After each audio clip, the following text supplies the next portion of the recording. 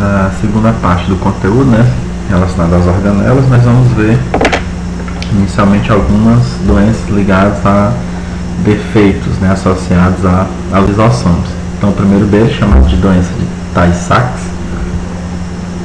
está relacionado ao defeito, né, em uma enzima que catalisa uma das etapas da digestão nas membranas das células nervosas, né, o chamado gangliosídeo. E aí, por volta de 2 anos, a criança apresenta demência e morre, geralmente antes dos 3 anos. Né? As determinadas autópsias mostraram que essas células nervosas elas aumentam, né, devido ao inchaço nos lisossomos. Aqui na foto mostrando justamente uma criança com essa doença. A silicose, né, um tipo de doença muito associada a pessoas que trabalham com mineração de metais, com corte de granito, né, ceramistas. Esses cristais de sílica, né, eles vão se acumulando nos pulmões e aí ocorre esse enrijecimento aqui pulmonar, né, como se fossem inflamações no pulmão, né, causam enfisemas, causam feridas e a pessoa chega a morrer. A asbestose, né, que é causada por um tempo prolongado de inalação de poeira com alta concentração de fibras de amianto, né, ocorre um enrijecimento da traqueia e a pessoa passa a ter problemas respiratórios. E uma doença muito famosa, né, que são as encefalopatias espongiformes transmissíveis, que está relacionado a um tipo de doença ligado a problemas neurológicos, né, causa uma degeneração lenta do sistema nervoso central, né, e decorre do acúmulo de uma proteína fibrosa conhecida como prion. Elas são geralmente adquiridas pela ingestão de carne contaminada, principalmente pelo fato de que essa carne, né, é provinda de determinados animais do rebanho bovino que se alimentam de proteína animal. E uma outra doença que é típica, endêmica, né, da Nova Guiné, que é o curu. Ela é transmitida por meio de rituais, né, no caso do canibalismo, onde há maceração do cérebro. Então, essa doença é transmitida de pessoa a pessoa justamente por conta do canibalismo. Né, os prions responsáveis por essas enfermidades são formas anormais de uma proteína plasmática, aliás, de uma proteína da membrana plasmática dos neurônios e de algumas outras células animais. Essa proteína, né, a proteína normal, que é produzida pelo retículo endoplasmático granuloso e processada no complexo Golgiense. O que é essa doença? Nada mais é do que a incapacidade que os lisossomos têm de digerir esses prions. Né? No caso, a proteína normal ela se enrola de uma forma diferente e torna essa proteína praticamente indestrutível. É uma perda gradativa de memória recente, orientação espacial, incontinência urinária, demência e morte. Tanto é que a proteína normal e a sua forma anormal, né, dobrada, de forma diferente. Os peroxissomos, né, que são organelas extremamente especializadas, né, elas medem cerca de 0,2 a 1 micrômetro de diâmetro, né, ela contém diversos tipos de oxidase. A reação dessas oxidases é justamente formar o chamado peróxido de hidrogênio, água oxigenada, né, a partir do gás carbônico. Possui uma enzima catalase, né, que quebra esse peróxido de hidrogênio, água oxigenada, em água e gás oxigênio, que é justamente essa reaçãozinha bem aqui. Está aqui o peróxido de hidrogênio, a catalase age, formando 2 moléculas de água e uma molécula de gás oxigênio. A principal função é a oxidação de ácidos graxos, né, que serão utilizados na síntese de colesterol, por exemplo. Elas se localizam principalmente no fígado e nos rins, e a principal função é justamente o processo de desintoxicação do nosso organismo, justamente porque o peróxido de hidrogênio é uma substância muito danosa ao organismo, resulta na quebra de moléculas de DNA das pontes de hidrogênio. Participa também na produção de ácidos biliares, já que estão presentes no fígado. Os peróxidos, né, eles surgem pela autoduplicação, então eles são organelas que têm a capacidade de se autoduplicar. Está aqui mostrando justamente a membrana simples e enzimas, no caso a enzima catalase, né, que é a responsável justamente por fazer essa quebra do peróxido de hidrogênio em água e gás oxigênio. A parede celular, né, que vai existir em bactérias, fungos, algas, plantas e alguns protozoários. No caso das plantas e algas, a parede é constituída basicamente por celulose, né, importante substância que, por exemplo, dá origem posteriormente ao papel, né. Nas plantas jovens, essa parede ela é muito fina e elástica, justamente para permitir o desenvolvimento e crescimento da planta, né, medindo geralmente entre 0,1 a 0,2 micrômetros. Já nas plantas mais maduras, né, que necessitam de uma resistência maior, mais espessa, essa parede ela varia de 1 a 10 micrômetros. As moléculas de celulose elas se organizam em feixes, né, resistentes, no caso por meio das microfibrilas, que mantêm unidas, né, por uma matriz formada por glicoproteínas e polissacarídeos, né, mostrando aqui justamente essas microfibrilas. É como se fosse um feixe, né, unido, bem traçado, que dá uma resistência maior à parede celular.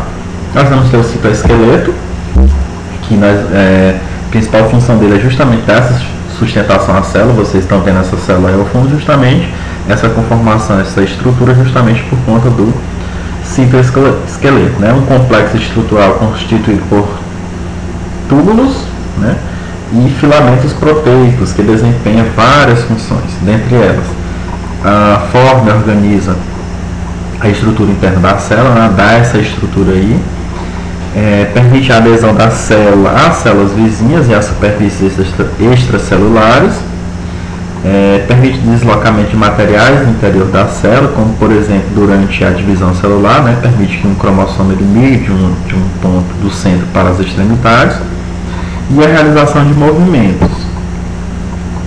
Esses finíssimos túbulos, né, proteicos, os chamados microtúbulos, eles medem geralmente 2 nanômetros de diâmetro, né, e suas paredes são constituídas por um tipo de molécula de uma proteína chamada de tubulina. Já os microfilamentos, né, de actina, eles são fios com espessura que mede aí, geralmente cerca de 7 nanômetros, né, e eles se dispõem no citoplasma de duas maneiras, certo? Lado a lado, né, formando feixes, ou entrelaçados, formando redes. Aqui mostrando justamente esses microfilamentos, né, como se fossem uma trança, os filamentos intermediários e os microtúbulos, são justamente esses túbulos aqui formados como se fossem essas contas. E aqui nós temos duas proteínas, né, a miosina e a actina, que são responsáveis pelo movimento muscular, né. A miosina desliza sobre a actina e nos músculos, né, esse tipo de complexo aí é chamado de retículo sarcoplasmático, justamente porque realiza a movimentação. Aí nós temos as estruturas locomotoras, né, os centríolos, flagelos e cílios, né, que a maioria das células eucarióticas, com exceção dos fungos e plantas com sementes, apresentam pelo menos um par de centríolos, né, que são cilindros ocos, constituídos por 9 conjuntos de 3 microtúbulos unidos por proteínas adesivas, né, eles são responsáveis justamente por essa movimentação, principalmente, por exemplo, na divisão celular, que permite que os cromossomos eles migrem de um polo para o outro. Aqui os centríolos, né, são esses bastões aqui. Nós vamos ter os flagelos, né, que são longos, mais longos que os cílios, e ocorrem em menor número por célula. Geralmente esses movimentos flagelares eles são ondulações, né, que se propagam da base para a extremidade livre do filamento. Os cílios, por sua vez, são mais curtos e ocorrem em número relativamente maior, né, eles atingem geralmente 10 a 40 batimentos por segundo. A principal função deles, né, tanto dos cílios quanto flagelos, é a locomoção celular. No caso, os cílios podem ser utilizados para criar correntes na água, né, para arrastar alimentos. E aí nós temos um exemplo na nossa espécie, né, que a nossa traqueia é revestida internamente por células ciliadas, né, aqui mostrando os cílios, né, que são em maior número, e os flagelos. As mitocôndrias, né, que são a sede da respiração aeróbia, com exceção de um pequeno grupo de protozoários, todos os outros seres vivos eucarióticos, lembrando, os eucarióticos, eles apresentam mitocôndria. São organelas citoplasmáticas com forma de bastonete, medem geralmente cerca de 2 micrômetros de comprimento por 0,5 de diâmetro. Possuem duas membranas, né, uma externa que é lisa e uma interna que apresenta dobras, né, chamadas cristas. No interior nós vamos ter a chamada matriz mitocondrial, né, que é uma solução formada aí por enzimas, DNA, RNA, e ribossomos, né, semelhante aos das bactérias. Daqui a matriz, né, que é essa que eu acabei de falar, essa solução, a membrana interna que é cheia de dobras e a membrana externa que é lisa, né. As cristas também vão ocorrer processo de respiração aqui, tem a presença de ribossomos também e o DNA mitocondrial. E aqui mostramos justamente uma micrografia, né, de como é essa mitocôndria. Elas surgem exclusivamente por meio de autoduplicação, né, e a partir de uma divisão celular, essas mitocôndrias elas se autoduplicam e restabelecem o número original. Tem uma teoria chamada de endossimbiótica, né, que está relacionada ao fato de que as mitocôndrias possuem genes, capacidade de autoduplicação e semelhança genética com as bactérias. Um detalhe, né, todas as mitocôndrias em células animais e de plantas, elas provêm de origem materna, naqueles organismos que se reproduzem de forma sexual. Então aqui mostramos justamente novamente as mitocôndrias, né? A matriz interna e a camada externa que é lisa.